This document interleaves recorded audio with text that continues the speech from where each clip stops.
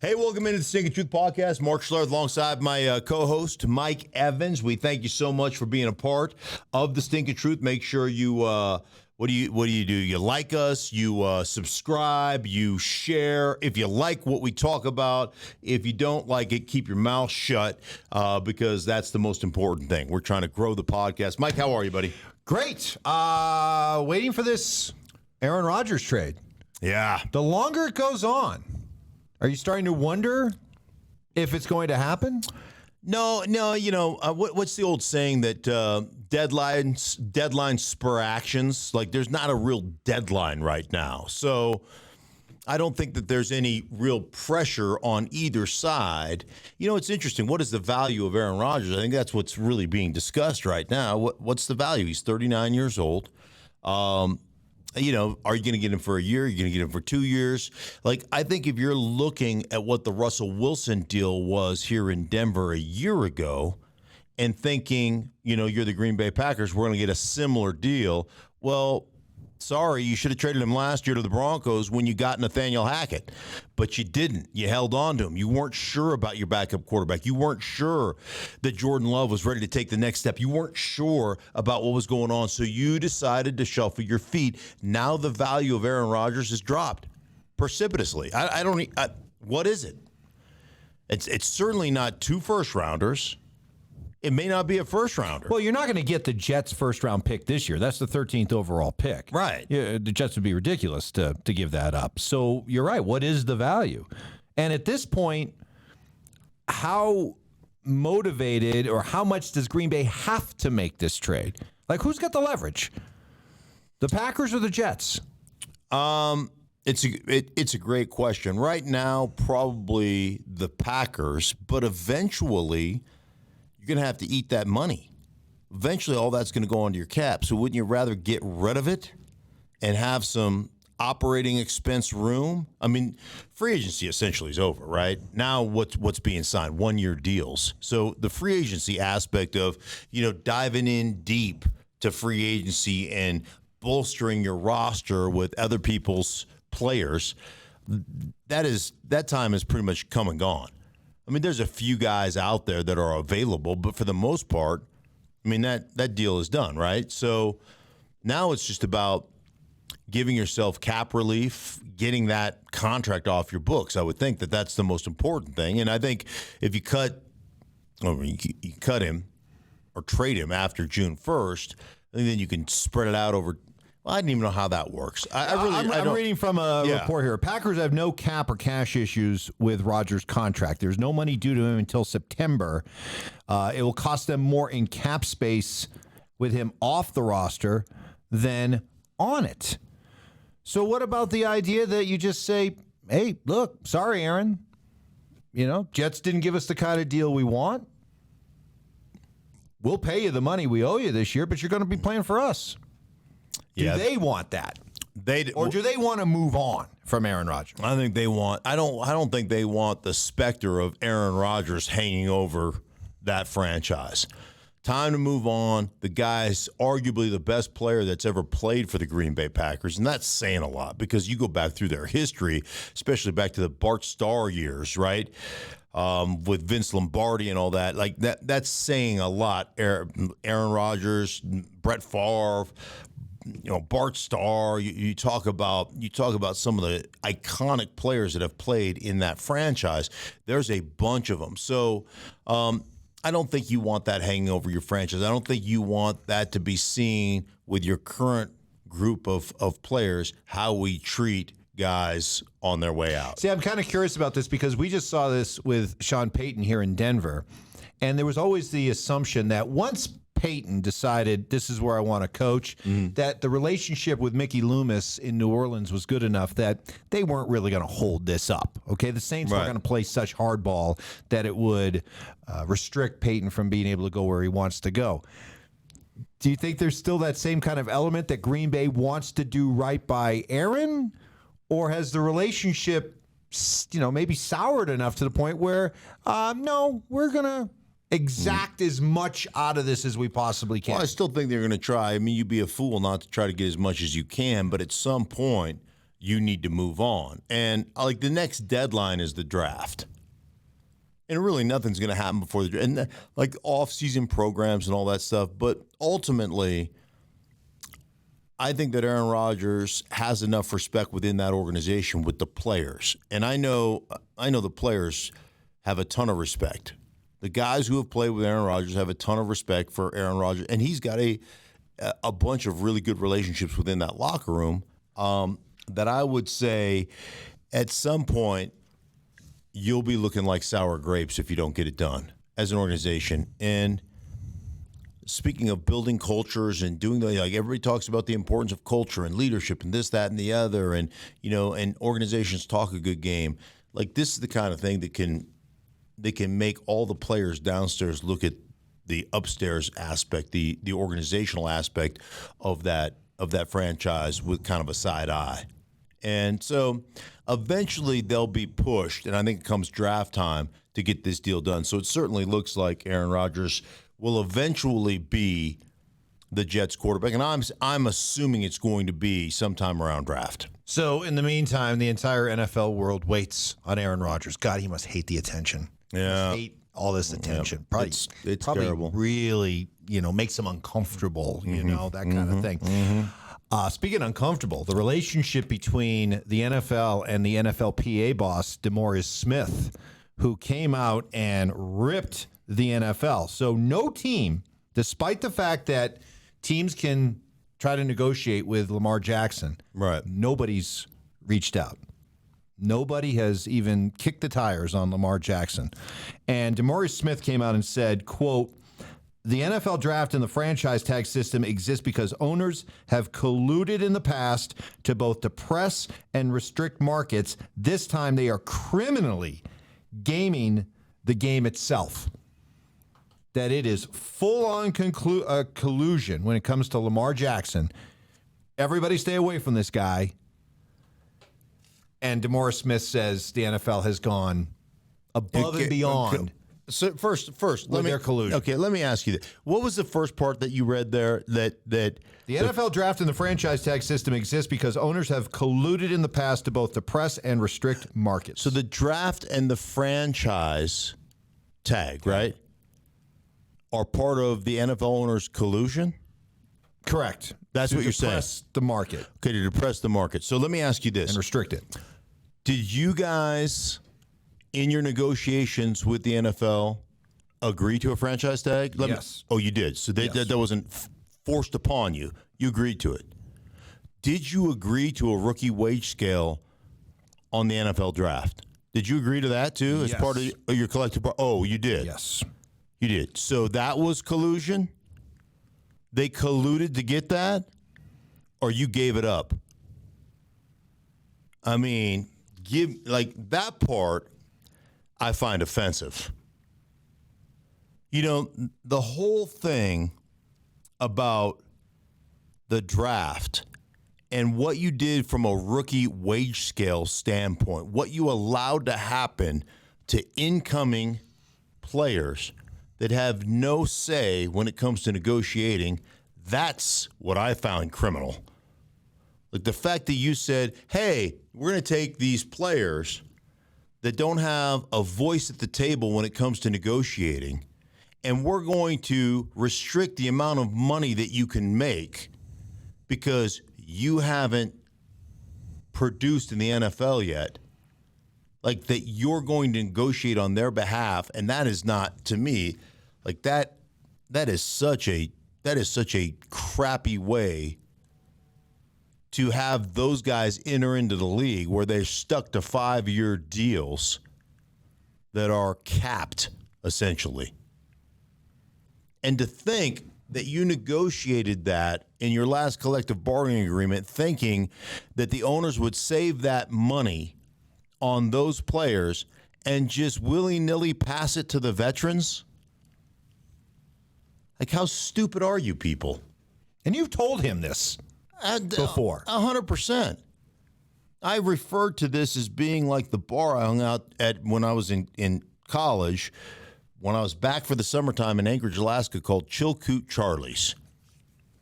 Their motto was, you can get a T-shirt back in the day, Chill Coot Charlie's T-shirt. Their motto was, where we cheat the other guy and pass the savings on to you. So you allowed them to say, okay, here's Sam Bradford, and we're going to pay you. Here's your rookie deal. It's $78 million, right? And you can't stay healthy. You're a quote-unquote bust. So we're going to say, the owner's going to come to you and go, we don't like this system. Like, we're paying guys that haven't earned it. We're paying those guys ridiculous amounts of money. Let us save money there so we can pass it on and distribute it. They don't distribute it to the average players. They distribute to the 5 superstars on the team. They distribute to the quarterback and 5 other guys, or 4 other guys, or 6 other guys, or whatever it is. Like you've squeezed out the middling player. You squeezed out the middle range player. So what the draft essentially gives you, and what the rookie wage scale gives you, is salary certainty for 4 to 5 years on rookies, where you don't have to spend any money. And then you can give all that money to the stars, and you squeeze out the developing players. That to me is the tragedy. As far as Lamar Jackson is concerned, let me read one more quote from DeMar Smith, because then I want you to respond to it. He said, quote, "Let's be clear. In my nearly 15-year career as executive director, I've never witnessed teams being so quick to publicly announce their lack of interest in an MVP quarterback who is in his prime and who is also going to get an injury guarantee regardless of his contract." Okay. All right. So let's address proving collusion. Okay. You could say that they had a meeting. They probably did some clandestine meeting where they got together and said, hey, man, this Deshaun Watson contract is outrageous. We're not going to fully guarantee a contract like that, of that nature, right? $230 million. We're not doing that. So let's, we don't want to do those things anymore. The last time I checked, the Baltimore Ravens gave him a 3-year fully guaranteed contract offer at $133 million, which is $44.5 million a year or whatever it is. That's fully guaranteed after 3 years, in which, if you could stay healthy and do that, you're right back to the negotiating table 3 years from now. But, if you play well, you're never going to see the third year of that, because they're going to come back like they've done with Patrick Mahomes and go, hey, can we convert a bunch of this money to signing bonus and extend it? And that's what's going to happen to you. But the bottom line is, it's hard to prove collusion when you're basically saying, hey, the value is, if you do sign him to a huge offer sheet, not only are you going to sign him to the huge offer sheet, but then you have to give us the compensation of 2 first-round draft choices. You've already, teams aren't interested. Sorry. And, oh, by the way, he hasn't proven, one, that he can stay healthy. He's played 12 games the last 2 years straight. Okay. And that style of offense, that he's ever going to elevate his game to the next level, where if running and moving around the Cam Newton experiment, if running that style of offense, I mean, those quarterbacks don't get healthier as time goes on. They get more beat up. But you make great points, but let's be honest.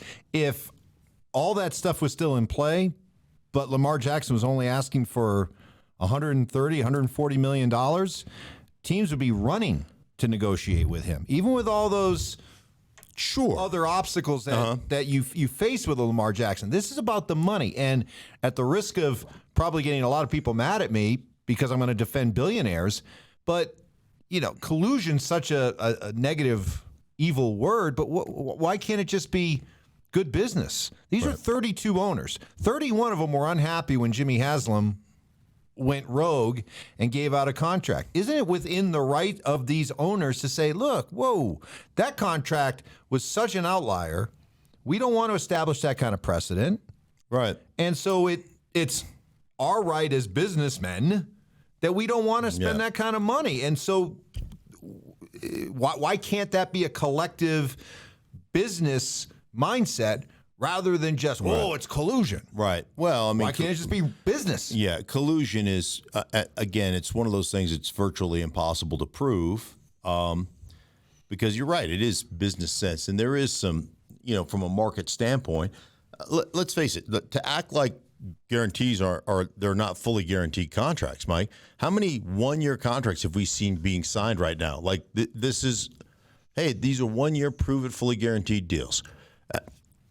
Lamar Jackson got a 3-year, like the offer was a 3-year fully guaranteed. Now, I will say this about those offers. Those offers or those reports, you know where they come from. They come from the teams.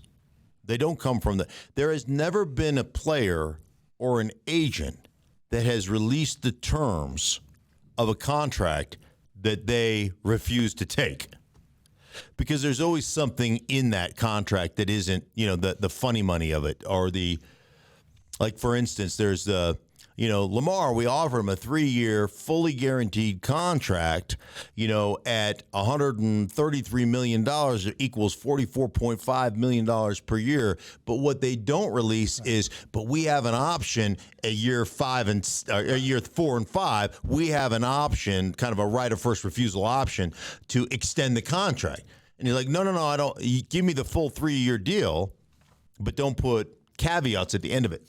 So that's always comes from the team. It's the team's perspective. They always release this, I can't believe this guy is so greedy, right? That's how those things get done. So it'll be interesting. By the way, for all the people who have said, hey, you're an idiot for not having an agent, you know who doesn't have an agent and just keeps cashing into the biggest contracts in the history of the National Football League? Laramie Tunsil. Yeah. Whose draft stock dropped when he had the gas mask bong on, and all he's done is sign he's become the highest paid left tackle in the league, not once but twice. He just signed another 3-year deal, and by the way, his deal's going to come up, and he'll be 31 years old, still presumably in the prime, and sign another if he keeps playing the way he's playing. So let's, pump the brakes on this deal would be done if he had an agent. You mentioned during the Lamar Jackson conversation, you mentioned Cam Newton. And as we're talking right now, Cam Newton getting ready to be part of the Auburn Pro Day where he's going to throw. And he released a video promoting it saying, there ain't 32 better than me, 32 starters. Cam Newton, should there be a place in this league for Cam Newton? If not as a starter, at least as a backup. Just a couple years ago, he was the starter in New England, started 15 games, went 7-8, not great. Still went 7-8. Yeah. Threw more interceptions than touchdowns and only had a handful of 2,200, 2,800, whatever it was, yards. Yep. Again, how effective a quarterback are you if your athleticism and the injury aspect of your game, like if you can't do those things anymore that made you an MVP, if you can't run the ball on QB design runs 8 to 12 times a game with another 4 or 5 scrambles and all the play action stuff that comes off of that, if that part of your game, this is the question a lot of teams ask themselves about Lamar, if that part of your game is gone, how effective a quarterback are you? And the answer, I think, with most NFL teams, when they look at that aspect or that quarterback in question, they're like, he's a very average to below average player when he doesn't have that other skill set at his disposal. Cam Newton, without all the QB designed run, scramble, without all that stuff at his disposal, becomes a very limited drop back player. You can be mad at me. That's just the facts. And I think the same thing can be said for Lamar. There's a question there about Lamar. And, again, you're going to get people that will talk about, that being some type of, race thing or whatever. It's just the facts. It's just the way it is. And until you prove that you can be that effective a quarterback in that system, which neither of those guys have proven, there will be questions. Does Cam Newton's personality, tremendous charisma, Does this work against him now at this stage of his career? It's a great question. Because ideally you would think, okay, maybe there isn't a starting job for him in the NFL, but you telling me he can't be a backup somewhere? Right. Yeah. But he wouldn't be your traditional backup, would he? Two questions you have to ask. Does he want to be a backup somewhere? And would he be okay with that role? Would he be a good mentor? Would he be able to add to that room? Would he be, a guy that as soon as your starting quarterback that's a young player has a couple of issues, would there be a huge uproar for Cam to be the starter? Because one thing NFL teams don't want, they don't want a controversy in the quarterback room, and they don't want the noise. Mm-hmm. And I'll go back to everybody's favorite backup quarterback / wannabe starter, Tim Tebow. Yep. I know where you're going with there this. are so many teams that wanted no part of that noise where your backup quarterback has a press conference every week. No thanks. You want your quarterback to just blend into the background. Yeah, the backup quarterback should, that's it. Just be everybody's favorite, but nobody wants him to play. And even if you're looking at Cam as one of those bridge starters, we see it all the time now in the NFL where a team drafts a quarterback high with the intention he's going to be the guy, but maybe he's not ready right away. So we're going to have that veteran that quarterbacks the first 5, 6, 7 weeks before the inevitable change. Would Cam handle that kind of scenario? Yeah, well, I mean, those are legitimate questions. And I don't know that he would, Mike. I just don't. I don't know that he wouldn't. I don't know, but it's not. You know what? Actually, let me backtrack on that. I think Cam would handle that. He'd be fine. You know who wouldn't handle it? Cam fans. Yes, and maybe we're not giving Cam enough credit, but again, it's the noise. The noise is going to come from somewhere. Yeah. Whether it's going to be Cam-generated noise, fan-generated Cam noise, Cam teammate-generated noise, it's still noise. Dude, it'll be ESPN-generated noise. Yep, good point.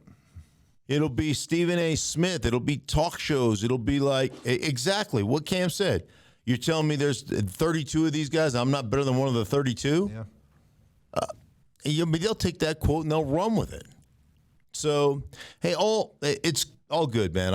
I'm glad he's throwing at the pro day, and I'm sure those kids will be excited for him to throw to them. Is it selfish at all on his part, kind of stealing the spotlight from these hungry college prospects?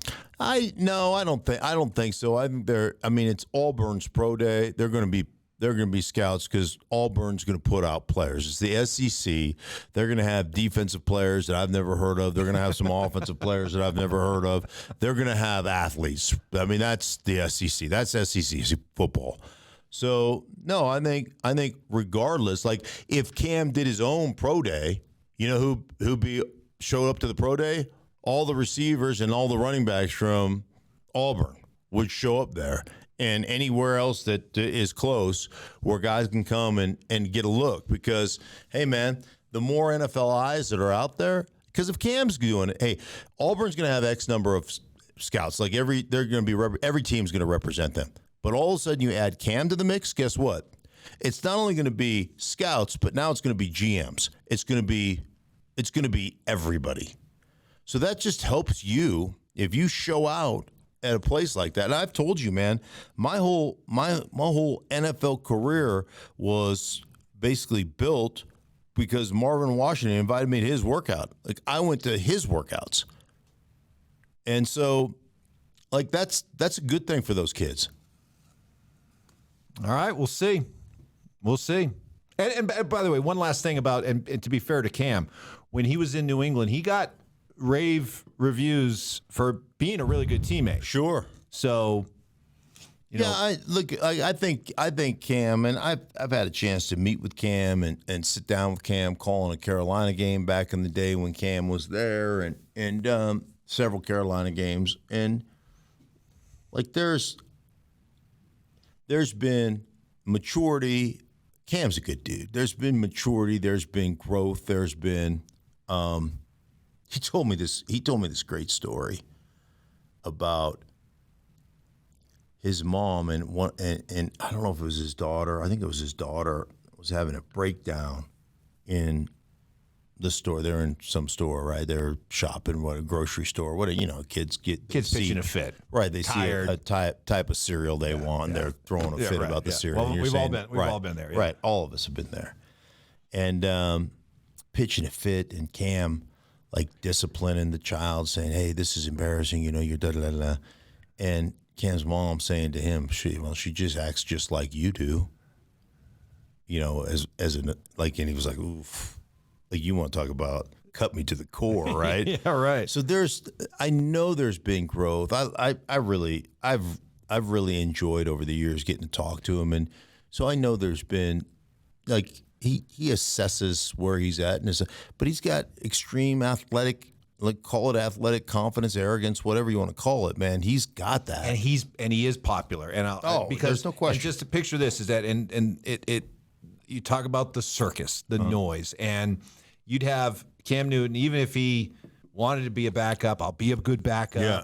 Doesn't matter, because all that would happen is the quarterback ahead of him would struggle, and then wise guy, smart aleck, big mouth radio guys like me would be screaming for, "You got to throw Cam in there. Sure. Give Cam a shot. Yeah. Guy was an MVP. See what he can do." And that's not what teams want. They don't want that. They don't want the noise. They don't want the noise. It wouldn't be selfishness on Cam's behalf. Right. It would be the noise that's created from the media and from the fan base. Yep. Yeah, I don't think there's any question about that. Anyhow, good discussion, man. I hope he gets the opportunity. I hope Lamar gets a big deal. I really do. It's not going to happen. No, it's not going to happen. I mean, he's going to end up having to sign with Baltimore, I would imagine. I mean, I think that's what's going to happen. And eventually, Aaron Rodgers is going to be in green and white. Don't you think? I think so. Draft time? Before the draft. Before the draft. Call your shot. Within the next 10 days. Okay. All right. It's going to get done. Hey, for everybody involved in the Stinkin Truth podcast, we appreciate you guys. For Mike, I am Mark. Thank you so much. Make sure you subscribe. Shoot us a note. Let us know what you think, what you would like to see in upcoming episodes. I think at the end of the week, we're going to try to do this again, and I'm going to be live from Los Angeles. So we're going to try to do this with me somewhere else. Oh, we going to Zoom? Zoom. Yes, it's going to be crazy. Nice. It's going to be crazy. Tune in. Yeah, that should be great. Anyhow. All right, guys. We'll talk to you then.